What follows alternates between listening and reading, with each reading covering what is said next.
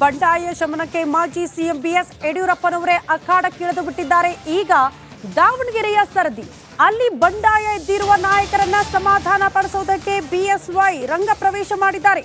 ರೇಣುಕಾಚಾರ್ಯ ಮನವೊಲಿಸ್ತಾರ ಮಾಜಿ ಸಿಎಂ ಅನ್ನೋದು ಪ್ರಶ್ನೆ ಆಗ್ತಾ ಇದೆ. ಇಂದು ದಾವಣಗೆರೆ, ನಾಳೆ ಬೆಳಗಾವಿಗೆ ಹೋಗುತ್ತೇನೆ, ಎಲ್ಲಾ ಕಾರ್ಯಕರ್ತರ ಜೊತೆ ಕೂತು ಮಾತನಾಡ್ತೀವಿ. ಮೋದಿ ನೇತೃತ್ವದಲ್ಲಿ 28ಕ್ಕೆ 28 ಕ್ಷೇತ್ರ ಗೆಲ್ಲೋದಕ್ಕೆ ಪ್ರಯತ್ನ ಪಡ್ತೀವಿ ಅಂತ ಬೆಂಗಳೂರಿನಲ್ಲಿ ಮಾಜಿ ಸಿಎಂ ಯಡಿಯೂರಪ್ಪನವರು ಹೇಳಿಕೆ ಕೊಟ್ಟಿದ್ದಾರೆ. ಬಂಡಾಯ ಶಮನಕ್ಕೆ ಸ್ವತಃ ಮಾಜಿ ಸಿಎಂ ಬಿಎಸ್ ಯಡಿಯೂರಪ್ಪನವರೇ ಎಂಟ್ರಿ ಕೊಟ್ಟಿದ್ದಾರೆ. ದಾವಣಗೆರೆ ಅಖಾಡ, ಅಲ್ಲಿ ರೇಣುಕಾಚಾರ್ಯ ಅವರು ಮುನಿಸಿಕೊಂಡಿದ್ದಾರೆ. ಹಾಗಾಗಿ ಅವರ ಮನವೊಲಿಕೆಯಲ್ಲಿ ಸಕ್ಸಸ್ ಆಗ್ತಾರ ಬಿಎಸ್ ಯಡಿಯೂರಪ್ಪನವರು? ಕಾದ್ ನೋಡ್ಬೇಕು. ಇವತ್ತು ದಾವಣಗೆರೆಗೆ ಹೋಗಿ ನಾಳೆ ಬೆಳಗಾವಿಗೆ ಹೋಗ್ತಾ ಇದ್ದೀವಿ.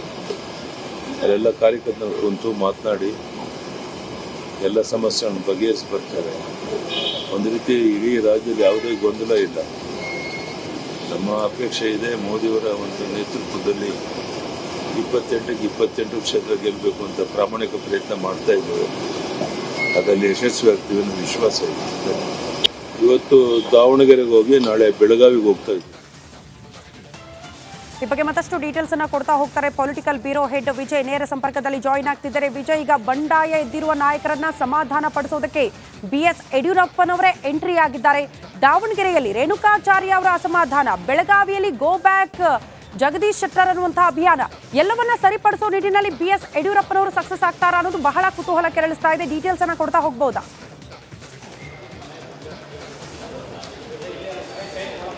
ಶ್ರುತಿ, ಲೋಕಸಭಾ ಚುನಾವಣೆ ಅಭ್ಯರ್ಥಿಗಳ ಘೋಷಣೆ ನಂತರ ಸಹಜವಾಗಿ ಕೂಡ ಅಭ್ಯರ್ಥಿಗಳ ಆಕಾಂಕ್ಷಿಗಳಾಗಿದ್ದು ಟಿಕೆಟ್ ಮಿಸ್ ಯಾರಾಗಿದ್ರು ಅವರು ಅಸಮಾಧಾನ ಹೊರಹಾಕಿರುವುದು. ಅದರಲ್ಲಿ ಬಹಳ ಪ್ರಮುಖವಾಗಿ ದಾವಣಗೆರೆ ಮತ್ತು ಬೆಳಗಾವಿಯಲ್ಲಿ ಬಿಜೆಪಿಗೆ ಒಂದಷ್ಟು ತಲೆನೋವು ಆಗಿರುವಂಥದ್ದು. ಕೊಪ್ಪಳದಲ್ಲೂ ಕೂಡ ನಿನ್ನೆ ಕೊಪ್ಪಳದ ಮುಖಂಡರ ಜೊತೆ ಖುದ್ದು ಏನು ವಿಜೇಂದ್ರ ಅವರು ಸಭೆ ನಡೆಸಿ ಒಂದಷ್ಟು ಸಮಾಧಾನ ಮಾಡುವಂಥ ಯತ್ನವನ್ನು ಮಾಡಿದ್ರು. ಈಗ ಖುದ್ದು ಮಾಜಿ ಸಿಎಂ ಯಡಿಯೂರಪ್ಪ ಅವರು ಈಗ ಅಖಾಡಕ್ಕೆ ಧುಮುಕಿರುವಂಥದ್ದು ಅಸಮಾಧಾನ ಶಮನ ಮಾಡುವ ನಿಟ್ಟಿನಲ್ಲಿ. ಇದರ ಭಾಗವಾಗಿ ಈಗಾಗಲೇ ಕೂಡ ದಾವಣಗೆರೆ ತಳ್ಳಿರುವಂಥದ್ದು. ಇನ್ನು ಕೆಲವೇ ಹೊತ್ತಿನಲ್ಲಿ ದಾವಣಗೆರೆಯಲ್ಲಿ ಅಸಮಾಧಾನಿತರ ಮುಖಂಡರ ಸಭೆ ನಡೆಸಲಾಗುತ್ತೆ. ಅಂದ್ರೆ ರವೀಂದ್ರನಾಥ್, ಅದೇ ರೀತಿ ರೇಣುಕಾಚಾರ್ಯ ಸೇರಿದಂತೆ ಯಾರ್ಯಾರು ಅಸಮಾಧಾನಗೊಂಡಿದ್ದಾರೆ ಅವರ ಜೊತೆ ಸಭೆ ನಡೆಸುವಂಥದ್ದು. ಇದಾದ ಬಳಿಕ ನಾಳೆ ಬೆಳಗಾವಿಗೆ ತೆರಳುವಂಥದ್ದು. ಬೆಳಗಾವಿಯಲ್ಲಿ ಕೂಡ ಜಗದೀಶ್ ಶೆಟ್ಟರ್ಗೆ ಟಿಕೆಟ್ ಕೊಟ್ಟ ಹಿನ್ನೆಲೆಯಲ್ಲಿ ಅಲ್ಲಿ ಒಂದಷ್ಟು ಸ್ಥಳೀಯರು ಅಸಮಾಧಾನಗೊಂಡಿರುವಂಥದ್ದು, ಟಿಕೆಟ್ ಆಕಾಂಕ್ಷಿಗಳು ಅಸಮಾಧಾನಗೊಂಡಿರುವಂಥದ್ದು. ಅವರ ಜೊತೆ ಕೂಡ ಸಭೆ ನಡೆಸುವಂಥದ್ದು.